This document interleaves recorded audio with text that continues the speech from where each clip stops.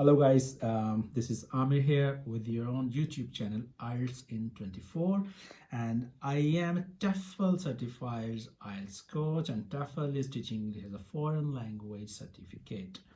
So today's video is really important. As you can see, there are two pages shown on the screen. On the left side, the paper is IELTS writing answer sheet task 1.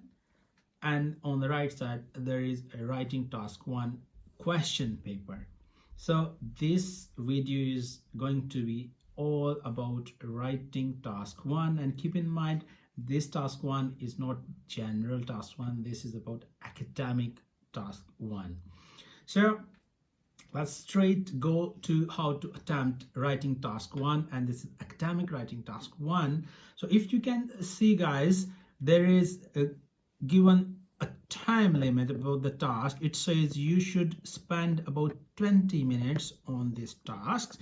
So there is the statement you need to write about. It says the chart below shows the number of men and women in further education in Britain in 3 periods and whether they were studying full-time or part-time. So how to go for the question and what to do? People struggle with that. How are we going to start it? How are we going to detail it? Or how are we going to end it? So look, the other statement that tells you what you need to do all about the writing task 1. It says summarize the information by selecting and reporting the main features. That's the main thing, the main features, and make comparisons where relevant. So just keep in mind these 3 things, like main features, comparisons, and relevancy.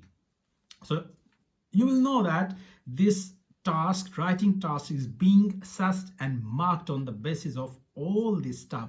So you can see the picture down here, and this is a bar graph. There are bars given, and these are gray bars, and there are black bars down there.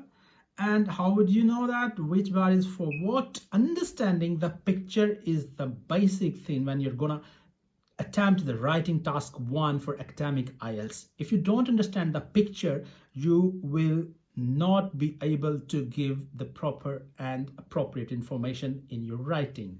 So there are given codes at the bottom. The black one, the dark black bars, say this information relates to full-time education. The people, either man or woman, who are going to take for full-time education admissions, this is for them. And the grayish one here says the part-time education, the people who are taking admission in part-time as part-timers. So let's see the other information. On the vertical zone, what's vertical zone? The thing that is going bottom to top is the vertical zone. It starts here 0, 200, 400 and up to 1200. And what does this give the information about? Is man and women in further education. So this is the amount of men and women who are taking the higher education in thousands. For example, take any number here. If it's 400, so it's not 400 men or women, it's 400,000 men or women, because there it says it's in thousands. So these bits of information is really very important to explore and convince your reader who is going to mark your writing exam to attain more scores. Then let's come to the horizontal zone. This zone from your left to right is called a horizontal zone, where you can see there are given some numbers. These are years actually: 1970 and 71, 1980, 81, and then 1990 and 91. So there is a relation between the years and then the information about men and women who are taking the studies in the universities or colleges. and it's given in thousands of that I have explained already, and related to the which year they did that. And then the bars, look, there is a separation between both the sides of the bar graph. There is a dotted line that separates left from the right. The left side is given a header as male, so until this point the information belongs to the male students. Either they are full-time or they are part-time, whatever, according to the coding.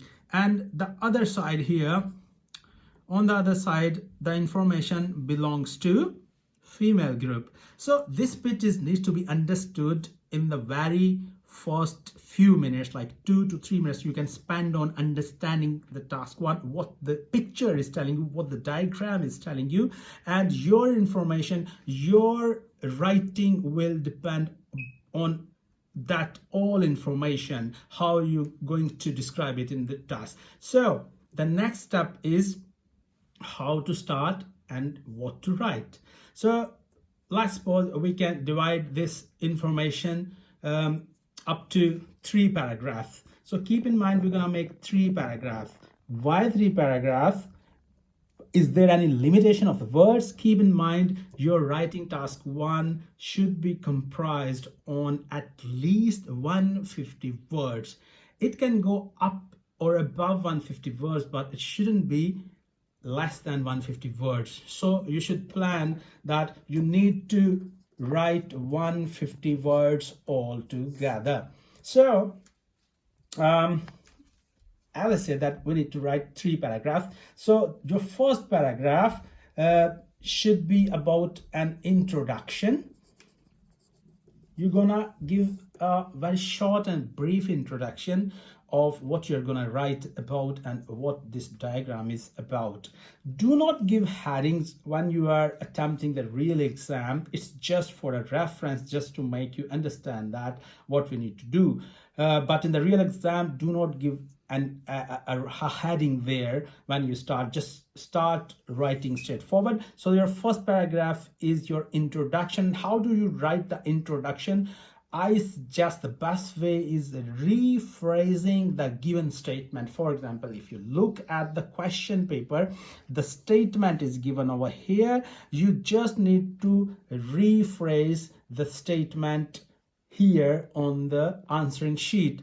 And what is restating or rephrasing the statement is just writing a given statement into your own words. So I'm not gonna write over here because I may explain in some other video in detail. I'm just telling you, giving a general idea so you can understand. So just you can write, for example, it says the chart below shows the number of men and women. You can say that the bar graph expresses the number of men, or you can use that male and female, and like that. So you can rephrase the words given here and become more natural and more original when you're writing something to in order to get more scores in your writing bands.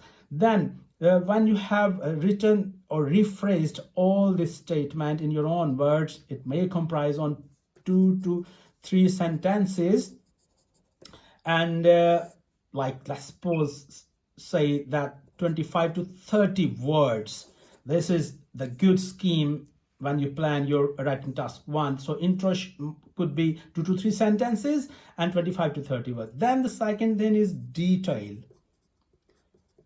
So it's up to you guys. Some people like to write detail in the end and some like to write details in the middle. So your second paragraph is about writing details. So details is the main thing where you explore every single bit of the given diagram. So this is the reporting thing. So the key of detail is comparison. As I have told you when I explained you the statement down what you need to do, it says comparisons. You need to make comparisons. So you can make comparisons, and comparisons are can be between the similar things or the things who are contrary to each other in any sense. For example, here are male and female, two opposite genders. You can make comparison. You can make comparison between years. You can make comparison between full-time education and part-time education, whatever.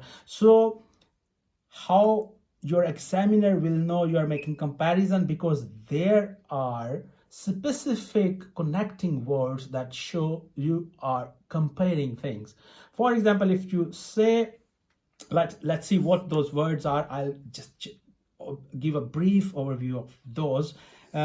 Meanwhile, if you can't see, sorry for that, but meanwhile is a word for, we can use meanwhile as, for example, you say that in the year 1970, the men who were taking full-time education were less than 200,000. Meanwhile, women were much lesser than them. So there is an other word, lesser than. So this is the lexical resource, the vocabulary that you're using in your comparison writing. So you can try to write all the trends, like there should be at least 10 sentences about this. So if you write 10 sentences, try to use complex sentences and compound sentences so you can get higher bands using the cohesive devices, comparative devices, like I have given you example already. And 10 sentences means there should be at least 100 words. Try to write 100 more words in this detailed paragraph.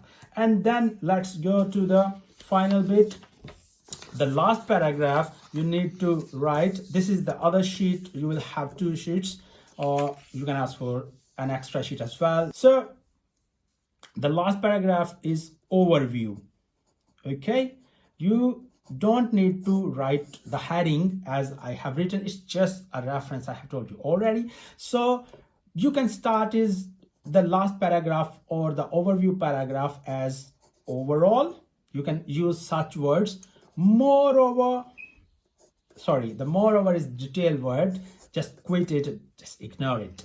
So overall is the best, or to summarize, or in a general view.